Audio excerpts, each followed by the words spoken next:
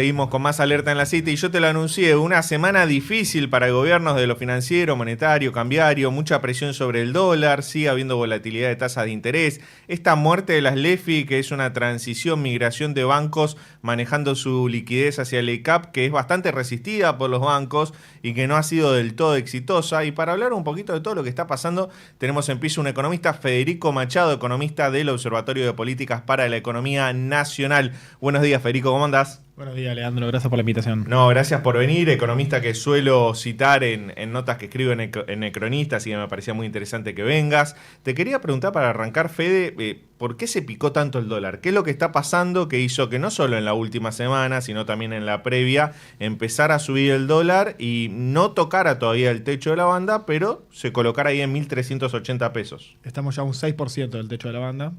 Ya es un recorrido corto el que queda. Bueno, hay varios factores. El mes de julio, en general, siempre es un mes estacionalmente difícil para el mercado cambiario. Durante los últimos años estamos acostumbrados a la intervención del Banco Central, entonces decimos, bueno, entre marzo y junio el Banco Central compra reservas y a partir de julio hasta más o menos octubre vende reservas, ¿no? Eso era mientras teníamos el precio del dólar fijado por el Banco Central con crawling peg o lo que fuera. Claro. A partir del modelo de flotación, lo esperable es que durante ese trimestre de oro, ¿no? El famoso trimestre de oro donde se liquida la cosecha gruesa de marzo a junio, el dólar se caiga, ¿no? El peso se aprecie y bajen las tasas de interés. Y a partir de julio en adelante es esperable, por esta misma estacionalidad, que el dólar suba y que suban las tasas de interés para intentar contenerlo o porque hay desarme de carry o lo que sea. A ese factor habitual de todos los años de Argentina, ahora con un nuevo esquema cambiario, pero el mismo factor de estacionalidad, se sumaba que el proceso electoral, ¿no? Porque en septiembre tenemos elecciones en la provincia de Buenos Aires y después en octubre elecciones nacionales, entonces hay una dinámica de dolarización de carteras para cubrirse de ese evento tan importante que son las elecciones. ¿Qué pasa siempre antes de las elecciones? Que pasa siempre antes de las elecciones. Y además se sumaba que en invierno tenés mayor demanda de dólares por turismo y que en invierno tenés mayor demanda de gas, ¿no?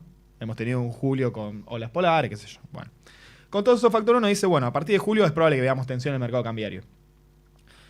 El gobierno, desde mi punto de vista, comete un error no forzado, que es, al mismo tiempo que sucede eso, dice, bueno, decido eliminar las letras fiscales de liquidez, que es este instrumento que tenía el Banco Central para absorber la liquidez sobrante de los bancos, remunerándolo con una tasa overnight, ¿no? Es decir, que paga por el simple hecho de dejar los pesos depositados durante la noche, le paga una tasa, que me parece que es una orientación correcta eliminar ese instrumento, pero como digo, me parece que el timing es muy incorrecto porque si vos esperabas un julio con tensiones en el mercado cambiario, no lo refuerces con cambios en la política monetaria. A eso se sumó también que el gobierno decidió intervenir muy fuertemente, intentar contener al dólar con una estrategia, para mí, equivocada, que fue la venta de dólar futuro dentro de la banda, ¿no? El gobierno se plantó muy fuerte alrededor de los 1.270, 1.280 pesos, como para que el dólar no llegara a los 1.300. E intentó construir una banda dentro de la banda.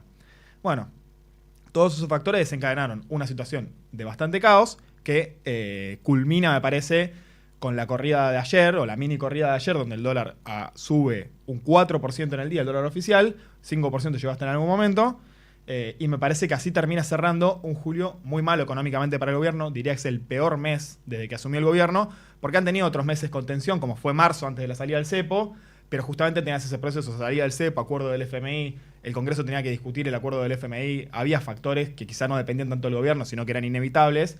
O julio del año pasado, cuando todavía estaba desarmando los pasivos remunerados, la herencia recibida. Ahora me parece que lo diferencial de este mes es que fue casi autoinducida la crisis. ¿Vos creés que subestimaron la situación? Cuando digo subestimaron es todo este escenario que vos describís de julio, que el gobierno, que venía con varios éxitos en el frente financiero, tal vez envalentonó y subestimó lo que podía pasar, esto de volcar al mercado 10 billones de pesos, como sucedió. O que hubo una intención al principio de dejar correr un poquito el dólar para mejorar el tipo de cambio real y que luego se le fue de las manos. No, yo creo que no hubo una intención de dejar correr el dólar. Creo que el gobierno está confiado en su estrategia monetaria de mantener controlada la cantidad de dinero. El El problema es que las expectativas juegan muy fuerte en Argentina y que tenés un mercado cambiario chico, ¿no? Entonces, pequeños movimientos rápidamente te alinean la expectativa. Algunos dicen, bueno, el dólar en Argentina es un bien Giffen, ¿no? Que es un bien Giffen, un bien que en vez de que cuando sube el precio cae la demanda, sucede al revés. Sube el precio, demando más, sube más el precio, demando más. Y se generan esta dinámica exponencial de crecimiento del precio de la divisa. Doña Rosa está en su casa, ve que TN le pone 1.380 pesos y sale corriendo a comprar dólar. Y quizá 1.150 no compraba. Además se suma otro factor que no mencioné, que es que el Tesoro decidió durante el trimestre de oro que mencionábamos no comprar dólares, ni el Banco Central, ni el Tesoro, y empiezan a comprar dólares al finalizar el trimestre de oro, ¿no? Empiezan a comprar dólares durante fines de junio, principio de julio. Esto es bastante extraño porque parece que actuara como Doña Rosa el gobierno, ¿no? No compró a 1.100 claro. Y se pone a comprar cuando está a 1.300. Es muy llamativo. Puede tener que ver, en primer lugar, puede tener que ver con que ellos habían hecho un cálculo de que el dólar efectivamente iba a caer a la banda inferior, ¿no? Tenían, me parece, excesiva confianza en el apretón monetario y creían que eso efectivamente iba a pasar y no sucedió, entonces ahí no compraron. Y luego me parece que posiblemente esta revisión del FMI vino con un pedido bastante explícito de decir, che, la meta de reservas, si no alcanzás a cumplirla, pero por lo menos el intento. Claro. Y ahí también el Tesoro se larga a comprar dólares. El cálculo que daba el ministro de Economía es que se compraron 1.500 millones de dólares durante el mes de julio. Entonces, claro, también eso le quitó dólares al mercado cambiario, que quizá hubiese sido mejor quitarlos durante los meses de abril, mayo y junio, que ahí hubiese tenido un dólar alrededor de los 1.200 o 1.250 durante esos meses, y que ahora se mantenga en ese nivel, en vez de haber tenido 1.100 y que ahora salte a 1.400. Y no solo el Tesoro aspiró dólares, sino que también le pone un piso a la banda cambiaria, ¿no? Porque si compra 1.290 pesos, 1.300 pesos, está mandando una señal también. Sin duda, sin duda. Y ahora hay que ver qué sucede hacia adelante, porque como decíamos, ¿no? El dólar se acerca bastante a la banda superior. Yo creo que entramos a agosto casi en el peor de los escenarios. ¿Por qué? Vos, más o menos, cualquier esquema monetario cambiario del mundo puede elegir entre o tener tasas de interés muy altas, reales, para intentar contener la inflación, o dejar que se te deprecie tu moneda, ¿no? Es decir, o suben las tasas o sube el dólar. Creo que esta suma de errores no forzados, hay que decirlo también, después de una muy exitosa salida del cepo. Sí.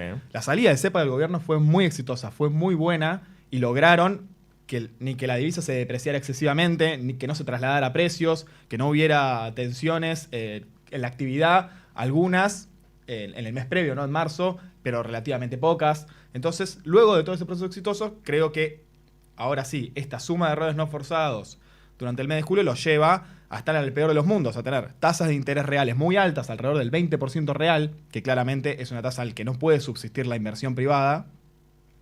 Y el dólar igualmente está llegando a la banda superior. Entonces, por no, me parece, ponderar bien los costos o por esos errores de timing, bueno, termina en el peor de los dos mundos. El peor de los dos mundos porque tenés un tipo de cambio más alto, pero al mismo tiempo las tasas altas te pueden frenar la actividad económica. Estás teniendo los costos por los dos lados, te frenan la actividad económica y además generan costos fiscales para el Estado, ¿no? Porque si bien el superávit primario es sólido y es importante, el superávit financiero, que en realidad sabemos que oculta parte de los intereses porque se capitalizan, ahí hay una cuenta muy compleja, uno tendría que contar, bueno, qué parte de los intereses es en realidad actualización nominal de la deuda y qué parte son intereses reales. Ese cálculo no está hecho. Si vos lo haces, te da algún nivel de déficit financiero, ¿sí? Pero manejable, que igual me parece que es lógico por toda la deuda pública que de por sí ya había heredado el Banco Central y el propio Tesoro.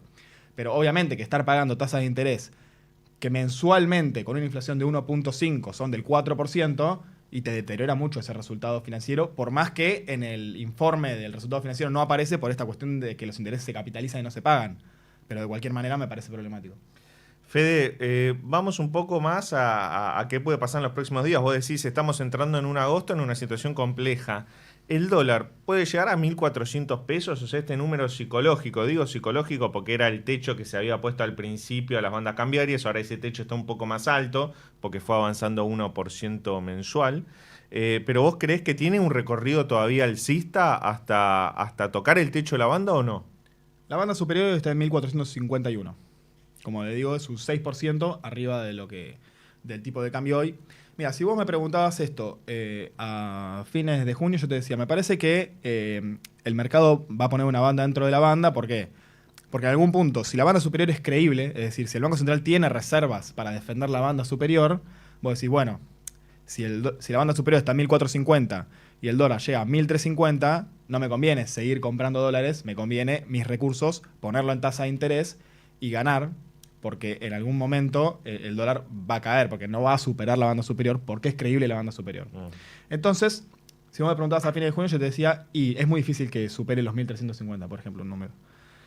Me parece que al haberse puesto tan firme la banda virtual del gobierno en 1.300 y esa banda haberse caído el día de ayer, porque lo que pasó el día de ayer es que el Banco Central venía muy vendido en futuros, ayer vence el futuro de julio, y en vez de dar un rollover al futuro de agosto, el Banco Central decide correrse, porque veía que era una bola de nieve que estaba creciendo demasiado rápido. Decide correrse y por eso se da el salto tan grande puntualmente de ayer. Al caerse esa banda, hay que ver qué tanto repercuten las expectativas, ¿no? Porque juegan mucho las expectativas y juega mucho la credibilidad.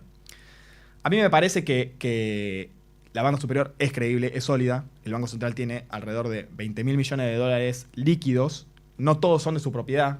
Las reservas netas son alrededor de 5.000 millones de dólares hoy. Pero las reservas líquidas, es decir, lo que el Banco Central puede usar, aunque no sea de su propiedad, por ejemplo, parte es el tramo activo del swap con China, parte es los dólares que en realidad tendría que utilizar para pagar los bopreales a futuro, pero bueno, el día de hoy los tiene en caja, ¿no? Entonces, toda esa cantidad de dólares que tiene, puede usarlos para defender la banda superior en caso de emergencia, entonces yo creo que no va a superar el dólar la banda superior. Entonces vos me estás diciendo que si la semana que viene el dólar toca los 1.450 pesos, sale el Banco Central y le tira con todo para bajarlo, y eso va a hacer que efectivamente baje el tipo de cambio. Sí, creería que no va a tocar. Creería que no va a tocar porque así como yo hago el cálculo de que la banda superior es sólida, lo puede hacer cualquiera. Sí. Entonces lo pueden hacer las entidades financieras, los inversores extranjeros, empiezan a vender a las 1.430. empresas, y yo creería que en algún punto va a empezar ese rearme del carry. Sobre todo pensando además en que tenemos elecciones en septiembre, elecciones en octubre, entonces no es que uno especula. Ojo, porque el gobierno, capaz que cuando llega a la banda superior, hacen un cambio de esquema, te anuncian, bueno, finalizó la fase 4, empezó la fase 5, ahora en la fase 5 no hay bandas. Si uno especulara que eso puede pasar, capaz que ahí vas a testear la banda superior. Por las dudas, voy a ver si efectivamente la banda superior existe o es leyenda. Entonces, pero como hay elecciones, no se ve un esquema cambiario, por lo menos de acá a fin de año, yo creo que el mercado, antes de que llegue a la banda superior, va a rearmar el carry. De hecho, diría que a 1.380, que cerró el dólar ayer, y es un número que si uno hace las cuentas, es muy atractivo para armar carry. Veremos, ¿no? Entonces pasamos de Doña Rosa a Doña Elena, mi mamá, nos está mirando. Pasa a los 1.400 pesos el dólar, ¿le recomendás no comprar? Espera un poquito. Yo no recomiendo nada, Lo que yo haría en esa situación es los dólares que tengo venderlos y hacer tasa. Porque creo que la banda superior es sólida. Obviamente que si uno no cree que la banda superior es sólida, ¿en qué sentido? Puede no ser sólida en el sentido, como dijimos, de que el gobierno vaya a cambiar de esquema cambiario. Muchos especulan que después de las elecciones podría pasar eso. Yo no lo creo, pero no lo sabemos. La gente de Equilibra, una consultora, la de Martín Rapetti, cree eso, que después claro, de las que pueden venir hay cambios, sí. Que esto es un esquema nuevamente de transición, la transición de la transición. Yo creo que el gobierno lo que apunta es que estas bandas vayan ampliándose en el tiempo hasta que ya no sean relevantes, ¿no? Porque el dólar va a seguir flotando entre 1.300, 1.400, 1.500 y la banda superior va a estar en 2.000 y a nadie le va a importar ya la banda superior. Me parece que eso es a lo que apunta el gobierno, pero no lo sé, es una lectura simplemente, ¿no? Una posibilidad es que la banda superior no la consideres creíble porque crees que el gobierno va a cambiar de esquema. Otra posibilidad es que la banda superior no la consideres creíble porque crees que lo van a correr al gobierno. Porque crees que estos 20.000 millones de dólares que tiene el Banco Central no van a alcanzar para defender la banda superior. Que bueno, obviamente es una posibilidad. La base monetaria hoy es alrededor de 36 billones de pesos. Lo que pasa es que puede pasar que en un escenario de tanto estrés financiero, los tenedores de letras del Tesoro no renueven, ¿no? No renueven las letras, y el Tesoro tenga que ir pagando esas letras, entonces vas volcando cada vez mayor cantidad de pesos. Si utiliza todos los pesos que tiene guardados el Tesoro en el Banco Central, eso ascendería hasta 55 billones, ¿sí? Entonces ya no te alcanzan los dólares para defender toda esa cantidad. Ahora bien, no va a suceder que todo el mundo va a vender los pesos y nos vamos a quedar sin pesos en la economía, ¿no? Que la base monetaria se va a reducir 30 billones comprando dólares. Sería una situación de muchísimo estrés. Entonces, por eso yo creo que la banda superior es sólida. Pero después cada uno, doña Elena y quien quiera, puede hacer su propia evaluación, ¿no? Clarísimo. Y para cerrar este bloque vamos a ir en un ratito a un tema de música, pero te quería hacer una pregunta. En ese escenario que estás describiendo, de el Banco Central tiene la espalda suficiente como para defender la banda superior o no, en el medio tenés las elecciones de medio término, recién dijimos, octubre. Si esas elecciones al gobierno no le va lo suficientemente bien, ¿el escenario se complejiza más? Sí, claro. Sí, claro. Recordemos que las bandas, recordemos que en el gobierno de Macri también hubo bandas cambiarias, cuando estaba Sandleris, y las bandas desaparecieron sin ser nunca vistas el 13 de agosto, después de las PASO, en la cual sufre una derrota muy importante el gobierno de ese momento, que era de Macri. Entonces, obviamente que lo electoral juega muy fuertemente. Después, para que suceda un hecho de esas características, tendría que ser muy contundente el resultado, como lo fue en ese momento. Acá estamos en una elección de medio término. Tenemos, antes de las elecciones nacionales, tenemos una elección de la provincia de Buenos Aires, que es de por sí un territorio relativamente esquivo para el gobierno nacional, o sería, digamos, donde la oposición es más fuerte, lo cual me parece que te modera la lectura del resultado. Algo que sí juega en contra del gobierno en este sentido es que me parece que la expectativa electoral del gobierno es muy buena. Entonces si vos tenés una expectativa electoral buena, es más fácil que te sorprendas para mal que para bien, ¿no? Capaz el gobierno empata en la provincia de Buenos Aires, y si uno mira la película completa es un resultado muy bueno. Empatar en la provincia de Buenos Aires, porque después, si vos ganás en Córdoba, ganás en Santa Fe, ganás en Mendoza, estás bastante bien parado. Pero como la expectativa es tan buena, ganaron en Ciudad de Buenos Aires y qué sé yo, capaz que un empate se lee como un mal resultado, ¿no? Y necesita ganar por 10, 15 puntos para que haya una lectura del mercado de que este gobierno está sólido, puede hacer la reforma que necesita. Después de octubre se viene reforma tributaria, reforma jubilatoria, reforma laboral, etcétera. Porque es más o menos eso lo que el mercado espera. También recordemos que Macri gana las elecciones de medio término, pero no hace las reformas. Apenas hace una reforma jubilatoria con muchísimo costo político, porque tuvo movilizaciones y demás. Y no logra llevar adelante ni reforma laboral ni nada más. Y el mercado le suelta la mano, pese a que había ganado, ¿no? Entonces al mercado no le importa solamente el resultado electoral, le importa efectivamente las reformas que se hagan con ese resultado electoral. Esa espalda política, ¿en qué la usás? Y eso va a depender no solamente de cómo... Aparte de una cosa, en octubre va a aumentar la cantidad de legisladores que tiene el gobierno por una cuestión matemática, lógica, porque claro, sí, se renuevan bancas del 2021, cuando la Libertad Avanza tenía 2 diputados nada más. Entonces eso va a pasar, va a tener más poder legislativo necesariamente. La cuestión es esa espalda en qué la usa. Hay que ver cuál es la lectura del mercado. El mercado siempre dice esto no es por amor, es por plata. Quédate que seguimos en Alerta en la City. Vamos a un tema de música y enseguida seguimos con la charla con Federico.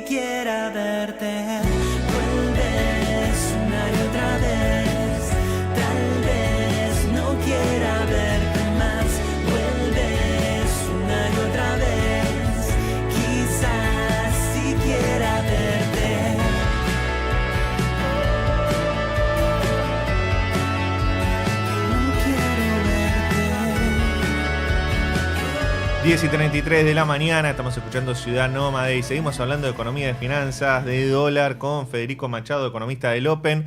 Federico, otro fenómeno que sucedió estos días fue la volatilidad de las tasas de interés, ¿no? Tasas de interés, estoy hablando de instrumentos en pesos, puede ser el LECAP, que es una letra a tasa fija, y puede ser otros instrumentos también que tuvieron mucha volatilidad, como la caución bursátil, que a veces se la denomina como el plazo fijo de la bolsa. Ahora, esa tasa de interés demasiado alta, en algunos casos hasta duplica la inflación mensual. Vos recién decías que eso va a traer consecuencias negativas para el Tesoro rolear cada licitación, cada vencimiento que tenga de deuda. Lo que yo te quería preguntar es por las personas que están pensando en tomar un crédito, ya sea un préstamo personal como un crédito para una pyme, un crédito productivo. ¿Cómo se le complica el panorama ante esta suba de las tasas de interés? Y además suba de los encajes. También. ¿No? Porque el gobierno ya había anunciado que los encajes de los depósitos a la vista y los money market aumentaban del 20 al 30 en agosto, y ayer anunciaron un aumento más al 40%. Eso significa que si tenés el dinero en una billetera te va a rendir menos. Lo explicamos. Las entidades financieras captan depósitos de la gente, ya sea en billeteras virtuales, plazo fijo, depósitos a la vista, etcétera. Y esos depósitos ellos pueden, una parte, prestarlo, ya sea al Estado, en letras, en instrumentos, lo que sea, antes el LEFI, bla, bla. Prestárselo al privado, crédito, y una parte están obligados a mantenerlas en encaje. Es decir, si vos tenés que mantener un 40%, quiere decir que de 100 pesos que captaste, podés solamente usar 60 pesos para prestárselo o al Estado o al sector privado. Y el resto queda inmóvil. Y el resto queda inmóvil, ¿sí? Entonces, cuando vos aumentás esa parte de que queda inmóvil, ¿qué pasa? Los 100 pesos que vos tenés que remunerar, porque están en plazo fijo, porque están en money market o lo que sea, lo tenés que remunerar. Antes lo remunerabas con 70 pesos que prestabas, ahora lo remunerás con 60. Entonces, en parte deberían caer las tasas de los plazos fijos de los money market, deberían rendir menos, y en parte podría encarecerse también el crédito. ¿En qué proporción una cosa y la otra? Depende de las elasticidades, ¿no? Si hay mucha demanda de crédito, entonces vas a hacerlo más caro el crédito. Si hay poca demanda de crédito, vas a mantener las tasas de crédito medio igual y vas a pisar la tasa del plazo fijo o del money market. Todo esto tiene que ver con que haya menos pesos circulando, ¿no? Porque el gobierno, su principal estrategia para ordenar toda la situación es esa, contener la cantidad de dinero. El problema es que, bueno, que efectivamente los créditos están muy caros en términos reales, y esto es peligroso para las empresas, ¿no? Porque no solamente pensemos un crédito en la persona en que saca un crédito para comprarse una casa, para comprarse un auto, etcétera, sino pensemos en una empresa que tiene que pagar sueldos y necesita descontar un cheque, necesita tener un descubierto en el banco. Es como que las empresas permanentemente están operando con crédito en las cuentas corrientes, en las cuentas a la vista. Entonces, si ahí estás pagando una tasa del 4%, que capaz que con una inflación del 1,5% por mes es tu rentabilidad de 3-4 meses, ¿no?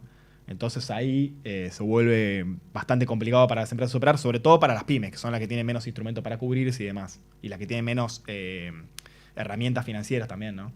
Entonces, el gobierno tendría que buscar en el corto o mediano plazo que esas tasas bajen. Ahora, ¿cómo puede hacer que esas tasas bajen con el dólar tan picado ahí en 1.380 pesos? Bueno, eso es un poco lo que decíamos, ¿no?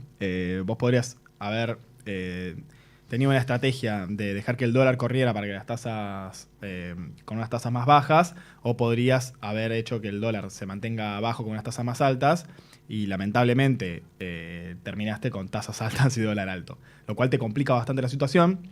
A ver, la forma en la que el gobierno podría hacer que se abarate el crédito es demandarle menos pesos a los bancos de sus propios instrumentos, que hoy en día son sobre todo las LECAP.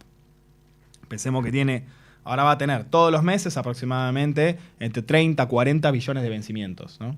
Ahora vencen 36 billones en agosto, y esos 36 mayoritariamente se van a rolear a septiembre y después se van a rolear a octubre, y así se van roleando mes a mes, ¿no? Como antes estaban todo en LEFI a un día y parte en LECAP, ahora está todo en LECAP y vamos a tener cada 15 días siempre vencimientos muy grandes. Antes el gobierno hablaba del punto anchor. ¿Qué era el punto anchor? Como había mucha demanda de crédito del privado, entonces los bancos desarmaban estas LECAP. Si vencían 36, ellos renovaban 30 y se quedaban con 6, ponele, en los números mucho menores. Y esos 6, poco a poco lo iban prestando al sector privado. Entonces eso hacía que la tasa de crédito real no se disparara tanto. Ahora el gobierno tiene un conflicto con este tema porque no quiere que los pesos salgan a circular como está demostrando. Entonces yo creo que por lo menos durante estos meses, sobre todo con el dólar tan cerca de la banda superior y demás, el gobierno no va a permitir que esos pesos entren a circular, va a intentar rolear lo máximo posible y no creo que tengamos una baja de las tasas de crédito durante estos meses. Por lo menos, diría yo, hasta noviembre, que suele ser, hablamos de la estacionalidad al principio del programa, por lo menos hasta noviembre, donde entra la cosecha fina y demás, yo creo que vamos a seguir con tasas muy altas y intentando que el crédito no se expanda más. Con lo cual, obviamente, vamos a tener repercusión en la actividad. Eso te iba a preguntar, Fede, porque hay como un debate entre economistas de cuánto es la correa de transmisión de tasas altas con respecto a la actividad económica y cuándo se empieza a ver ese efecto. ¿Vos cuándo crees que se va a empezar a ver el efecto de freno de la actividad económica por las tasas altas? Porque me imagino que tampoco es inmediato, de un día para el otro. Yo creo que se empieza a ver hace unos meses. Es decir, nosotros tuvimos, a ver, vamos a repasar un poco las etapas del gobierno. Sí. Entre diciembre y abril-mayo del año pasado fue mega devaluación y ajuste. Cae muy fuertemente el gasto público y suben muy fuertemente los precios y caen muy fuertemente los ingresos y tuvimos hasta abril-mayo el pozo de la actividad, ¿no? Ahí fue donde la mayoría de los sectores y toda la economía en su conjunto tocó piso. Y después sale una recuperación bastante fuerte, se hablaba de la recuperación en B, fue bastante en B. A partir de junio en adelante, junio, julio, agosto, fueron todos meses muy buenos de recuperación. Y eso empieza a frenarse en marzo, salía de cepo por medio, pero se ve que se sigue frenando en marzo, abril recupera un poco, mayo nuevamente freno, y yo creo que junio y julio no va a repuntar muy fuerte la actividad. Y todo esto tiene que ver con que la política del gobierno es esa, ¿no? Es reducir la cantidad de dinero, eso hace subir las tasas de interés, eso hace que haya poco crédito disponible y eso hace que caiga la inflación, pero que caiga la actividad. Es verdad que en Argentina es poco el porcentaje de crédito respecto al PBI. Entonces probablemente la elasticidad del crédito respecto de la actividad es menor que en otros lados. Pero bueno, ¿cuáles son los otros factores en Argentina para la actividad? El consumo, que sabemos que ha recuperado un poco, pero está en niveles muy bajos respecto a años anteriores. El gasto del Estado, que obviamente no va a ser uno de los factores importantes de recuperación. Y las exportaciones, que podría ser lo que hoy en día más sigue traccionando la actividad, ¿no? Sobre todo de los sectores de minería y de hidrocarburos. Entonces me parece que es lógico que veamos un estancamiento de la actividad, habiendo ya crecido, como dijimos, desde el primer trimestre del 2024 hasta hoy, alrededor de un 6, 7, 8% de crecimiento de la actividad, que es más o menos lo que se va a terminar reflejando en el promedio de 2025. Pero si cortamos 2025 desde marzo en adelante, yo creo que vamos a tener estancamiento. Otra cosa que el gobierno remarca, subraya, y yo creo que con razón, es que hay poco pase a precios de la suba del dólar. Estoy diciendo que no está impactando mucho en la inflación.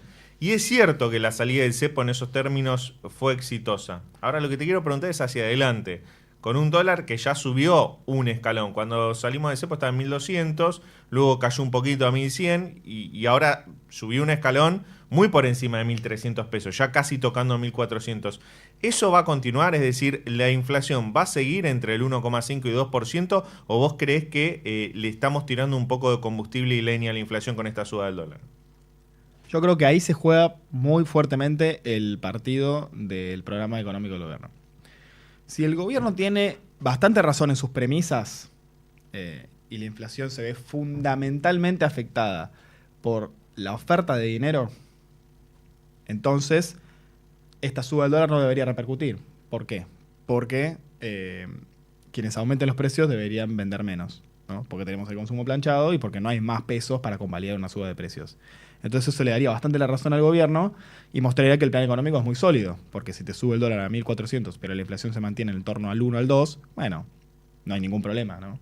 Casi mejor porque recuperaste competitividad, vas a poder exportar más, las importaciones no van a ser tan baratas, el turismo no va a ser tan barato y vas a poder importar bienes de capital y hacer crecer tu economía haciendo mejorar la cuenta corriente de manera intertemporal.